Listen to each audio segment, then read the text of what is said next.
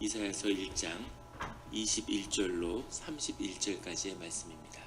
다 같이 한 목소리로 봉독하시겠습니다. 신실하던 성읍이 어찌하여 창기가 되었는고, 정의가 거기에 충만하였고 공의가 그 가운데에 거하였더니 이제는 살인자들 뿐이로다. 내 은은 찌꺼기가 되었고 내 포도주에는 물이 섞였도다.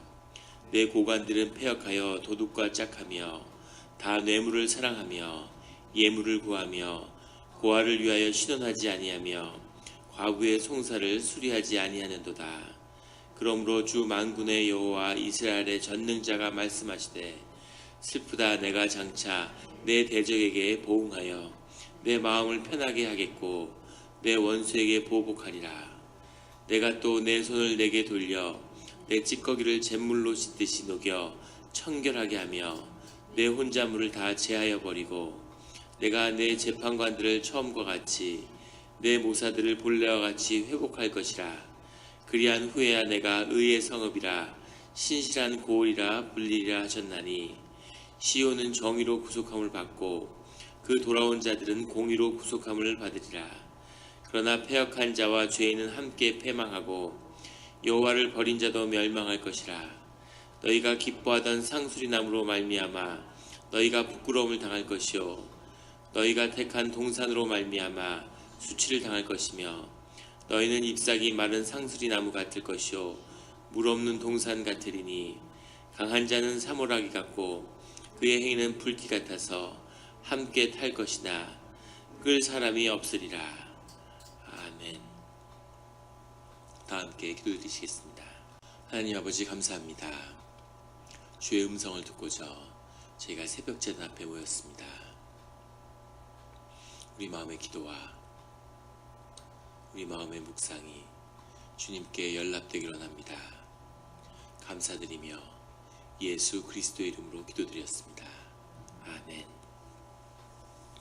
오늘 이사야서 1장 21절의 말씀은 이렇게 시작합니다. 신실하던 성읍이 어찌하여 창기가 되었는고, 정의가 거기에 충만하였고 공의가 그 가운데 거하였더니 이제는 살인자들 뿐이로다. 신실하던 성읍이 어찌하여 창기가 되었고, 신실하다는 말은 네마나라고 하는 말인데, 이 말은 아만이라고 하는 동사에서 파생한 것입니다. 성실함으로 번역했는데, 아만이라는 동사는 기초를 둔다, 어디에 뿌리를 내리고 기초를 쌓는다고 하는 그 동사에서 유래하고 있습니다. 이 아만에서 우리가 고백하는, 믿는다고 믿음을 고백하는 아멘이 나왔죠. 그런데 이 신실하다고 하는 말 가운데에는 순결하다는 뜻이 들어 있습니다. 그 관계 가운데 신실함을 지킨다는 것, 그것이 순결함의 내용을 상징하고 있는 거죠. 창기가 되었다고 하는 말은 결혼이 깨졌다는 이야기입니다. 그 신앙의 관계를 부부와 혼인잔치에 많이 빗대서 이야기하는데, 하나님과 우리의 관계를 부부의 관계로 비유하는 거죠. 부부 관계만큼 신앙을 잘 비유적으로 표현하는 것이 없는 것 같습니다. 서로 언약을 맺고 약속을 했기 때문에 늘 좋은 감정이고 늘 좋지 않을지라도 우리가 그 약속을 늘 믿고 그 약속에 충실한 것이죠. 그런데 그 약속이 깨졌다는 거죠. 그 약속이 깨지고 그 안에 있는 순결함을 잃어버렸기 때문에 이제 더 이상 부부의 관계가 아니라는 겁니다. 그런 파국적인 그 결별에 대한 표현이 바로 창기가 되었다는 표현이죠. 극단적인 표현이죠. 순결했던 신부가 이제 창기가 되었구나, 너의 마음이 이곳에 한 곳에 주님께 있지 아니하구나 라고 하는 고발입니다. 22절에 보면 내 은은 찌꺼기가 되었고 내 포도주에는 물이 섞였도다. 은이라고 하는 것은 우리의 내면, 우리의 심령을 고백하고 상징한다고 우리 시편에서 나눈 적이 있습니다. 그래서 그 은도 순전함, 그 은의 가치는 그 깨끗함에 달려있는 거죠. 99.99% 발을 만들 때 그렇게 표기하는 것처럼 은의 불순물이 전혀 없는 그런 순전한 그런 은이 되었을 때 가치가 있는 거죠. 포도주도 마찬가지로 그 순전할 때 포도주와 은은 우리의 심령과 영을 상징하는 거죠. 우리의 생명을. 그런데 그 은에는 찌꺼기가 되었고 불순물이 잔뜩 섞여 있고 포도주에는 물이 섞여서 아무 가치가 없는 물론 여전히 은이고 여전히 포도주지만 주 앞에서는 아무 의미가 없는 그런 존재가 되었다는 거죠. 주 안에서 늘 이 순결함과 이 순전함을 잃지 않는 성도님들이 되시기를 예수 그리스도의 이름으로 축원합니다. 24절에 그러므로 주 만군의 여호와 이스라엘의 전능자가 말씀하시되, 이런 표현 아주 특이한 주님에 대한 호칭이고 부름입니다. 우리가 많은 부름이 있지만 이렇게 긴 주 만군의 여호와 이스라엘의 전능자, 주님의 권능과 주님의 능력을 표현하는 그런 표현이죠. 그만큼 폐악하고 무너진 이 예루살렘과 유다의 이 왕국 위에 주님을 부르는 이사야 선지자의 이 고백은 주 만군의 여호와 이스라엘의 전능자라고 하는 이 모든, 돌이킬 수 없을 것 같은 이 모든 것을 주님이 돌이키실 수 있다고 하는 그 믿음의 고백을 주님께 드리는 거죠. 주님은 25절에 내가 내 손을 내게 돌려 내 찌꺼기를 잿물로 씻듯이 녹여 청결하게 하며 내 혼자물을 다 제하여 버리겠다고 말씀하고 계십니다. 이것이 주님이 우리를 향해서 고난과 시련과 연단을 허용하시는 이유겠죠. 삶이 고난을 통해서 모든 헛된 것, 거짓된 것이 다 씻겨버리고 가장 중요한 본질적인 것, 그것이 회복되는 거죠. 이사를 해보시면 이제 그런 걸 경험하게 되시죠. 집에 많은 것을 꾸미지만 이사를 몇 번 하고 나면 정말 중요한 것만 남고 필요 없는 것은 다 떠내려가게 되는 거죠. 지난번에 한번 새벽에도 나눴지만 우리 산타로사에 있는 교회를 방문했을 때, 그때 불 때문에 퇴거 명령을 받은 거기에 그 장로님이 그런 고백을 하시더라고요. 집을 떠나는데 1시간을 주는 거죠. 1시간 안에 집을 챙겨서 떠나라는 겁니다. 1시간 동안 뭘 가져갈까? 처음엔 정신이 하나도 없었는데 결국 아주 중요한 서류들 몇 가지만 챙긴 다음엔 아무것도 가져갈 게 없더라는 거죠. 그렇게 왜 이렇게 많은 걸 쌓았나? 다 필요가 없는데 하나님이 부르실 때는 이 서류도 놓고 가겠구나, 그런 마음이 드시더래요. 삶에 정말 중요한 것, 가장 본질적인 것이 아닌 것, 이런 것들은 다 떠내려가고 없어지는 것밖에 없는 거죠. 우리가 천국에 갈 때 가져갈 수 있는 것만이 내 것이라고 하죠. 그래서 그것은 내 것입니다. 우리가 천국에 갈 때 가져갈 수 있는 게 뭐가 있을까요? 내 성품, 내 마음, 내 믿음, 내 기억, 이런 것은 다 내 것이죠. 그런데 내 차, 내 옷, 내 집, 무슨 내 학위, 무슨 내 자동차, 이런 건 다 내 것이 아닌 거죠. 그런 것은 그냥 다 떠내려가는 것일 뿐이라는 것을 주님이 그 모든 것 가운데 본질적인 것을 회복할 것이라고 그렇게 말씀하고 계십니다. 늘 삶의 자리에서 우리가 세상과 부대끼고 돌로 변하고 거짓이 쌓인다 할지라도 주님의 때 그 모든 것이 회복되기를 예수 그리스도의 이름으로 축원합니다. 26절에는 주님이 그 의의 성읍과 신실한 고을이라 예루살렘이 다시 불리게 될 거라고 말씀하고 계십니다. 27절에는 시온은 정의로 구속함을 받고 그 돌아온 자들, 남은 자들이죠, 공의로 구속함을 받으리라.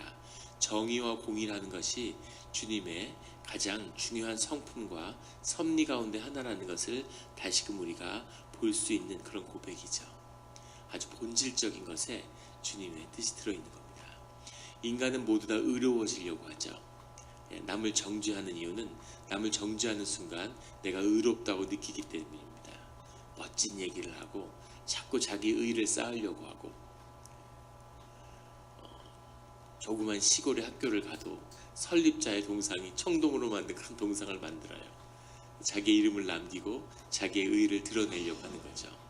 왜 사람들은 그렇게 자기의 의에 목말라 할까요? 하나님의 형상이 그 안에 들어있기 때문이겠죠. 하나님이 본질이, 우리의 하나님의 형상의 본질이 의로움에 있다는 것을 보여주는 겁니다. 그런데 문제는 인간의 비극은 인간이 의로워질 수 없다는 거죠. 인간이 온전하게 의를 이루지 못한다는 겁니다.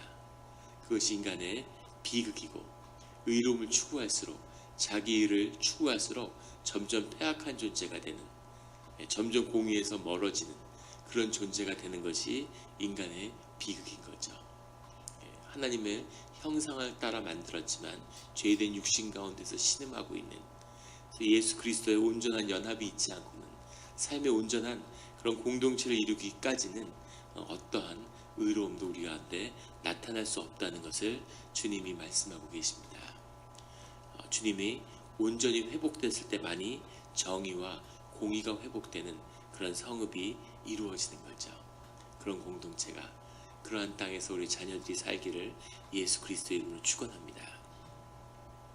29절에 너희가 기뻐하던 상수리나무로 말미암아 너희가 부끄러움을 당할 것이요 너희가 택한 동산으로 말미암아 수치를 당할 것이며, 상수리나무라고 하는 것은 선앙당 나무 같은 거죠. 우리 아브라함이 자신의 본토를 떠나서 도착했을 때 상수리나무 밑에서 제사를 지냅니다. 뭔가 성스럽고 의미 있는 것을 찾는 거죠. 근데 그것이 상수리나무인 겁니다. 그 앞에서 제사를 드렸다고 하죠. 뒤에 택한 동산이라고 하는 것의 의미는 약간 불분명합니다. 이방신을 섬겼던 산당을 의미하는 것인지 그런 해석도 있고, 동산이라고 하는 것이 그 동산 그 자체를 우상으로 숭배하는 그런 문화도 당시에 있었다고 하는 그런 보고도 있습니다. 한국에서 계룡산을 사람들이 신성시하죠. 계룡산에 가보셨나요? 계룡산에 가면 그 기도처가 수도 없이 많습니다. 무당들도 많이 살고, 그래서 계룡산에 뭔가 신비가 흐른다고 하는 거죠. 아리조나에 있는 그 그랜드 캐년 밑에 있는 도시가 있죠. 갑자기 이름이 기억이 안 나는데, 세도나는 미국에서 가장 지기가, 세계에서 가장 지기가 센 곳 중에 하나라고 그러죠.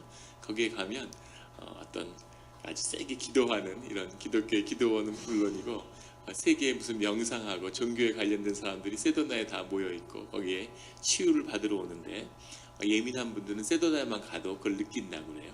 굉장한 지력이 있고 시기가 있고 파장이 있다는 거죠. 그 땅을 신성시하는 거예요. 그런 식의 숭배가 그 당시에 팽배했었다고 하는 그런 기록이 남아 있다는 거죠. 그래서 여기서 말하는 너희가 택한 동산이라는 것은 동산을 우상으로 섬기던 그것이다, 이런 식의 해석도 있습니다. 정확하게 동산을 숭배했다는 것이 무슨 의미인지는 알 수 없지만 그곳에 지은 산당이든 또는 그 동산 그 자체이든 어쨌든 하나님을 벗어난 우상 숭배를 말하는 거죠. 상수리나무와 동산이라고 하는 것, 정말 성스럽고 정말 성스러움의 뿌리를 내려야 하는, 성스러움도 의로움과 마찬가지로 주님의 속성이고 인간이 늘 추구할 수밖에 없는 것이죠. 그런데 주님을 잃어버렸기 때문에 엉뚱한 곳에서 성스러움을 추구하는 거죠. 이것이 우상 숭배입니다. 그런데 그 우상 숭배를 하는 사람은 그 우상으로 부끄러움과 수치를 당할 때가 온다는 거죠. 그 우상이 물질인 사람도 있고, 그것을 자동차로 우상으로 하는, 우리 몬트레이 지역의 카시오 같이 수백억짜리 차가 매매되고, 차가 차일 뿐이지 어떻게 차의 가치가 수백억이 될 수가 있겠습니까? 거기에다가 가치를 투사하는 거죠. 그것이 우상이죠.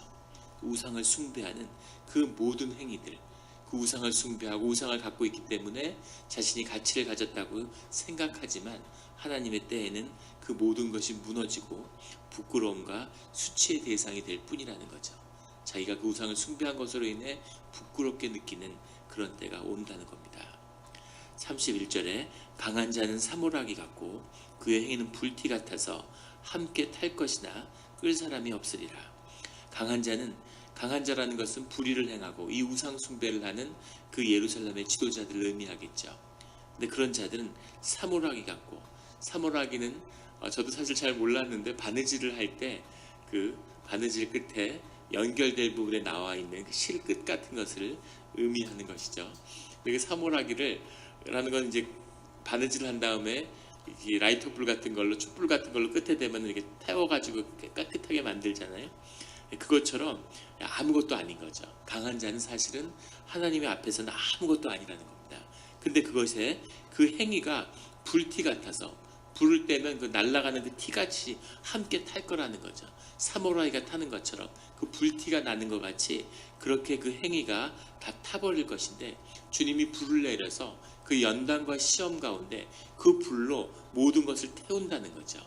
그런데 그것을 끌 사람이 없으리라. 하나님의 진노의 불을 끌 사람이 나타날 수 없다는 겁니다. 한번 예전에 나눈 적이 있지만 불이라는 것의 속성을 과학자들이 모른다고 하죠. 불이 왜 있는지, 정확히 불이 무엇인지, 불을 신의 속성에 자주 비유합니다. 그 불이 모든 것을 태우는, 은도 마찬가지죠. 불에다가 그 은을 넣으면 모든 불순물이 다 분리되는 거죠. 아주 순결한 정금과 정은이 남는 거죠.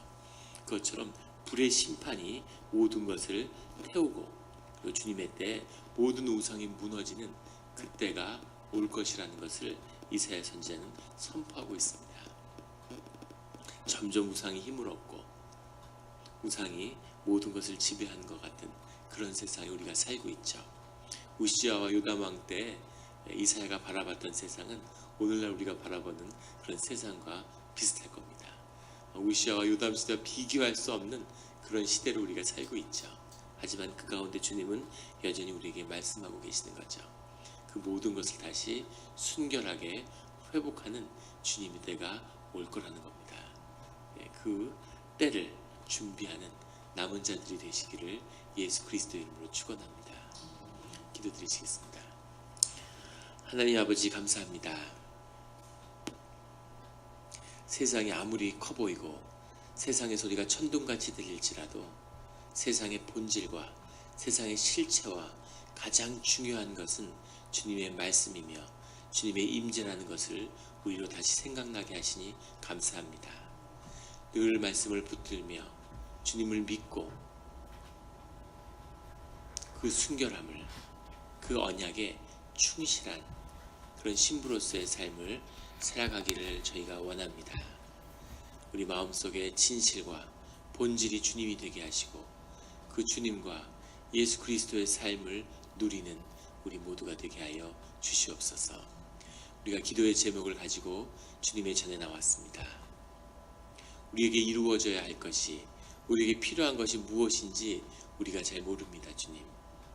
하지만 주님, 그 소원 속에는 우리의 마음이 담겨 있사오니, 우리의 진실이 담겨 있사오니 우리의 기도를 들어주시고 주님의 뜻에 따라 기도에 응답하여 주시옵소서. 우리의 살아가는 길을 열어주시고 그 삶이 복이 되게 하시고, 우리 삶 가운데 시련과 좌절과 아픔이 있었지만은 그 속에서 얻은 이 삶의 귀중하고 소중한 의미가 삶의 풍성함을 통해서 더 깊이 누려지는 그런 삶의 자리로 나아가도록 인도하여 주시옵소서. 감사드리며 예수 그리스도의 이름으로 기도드렸습니다.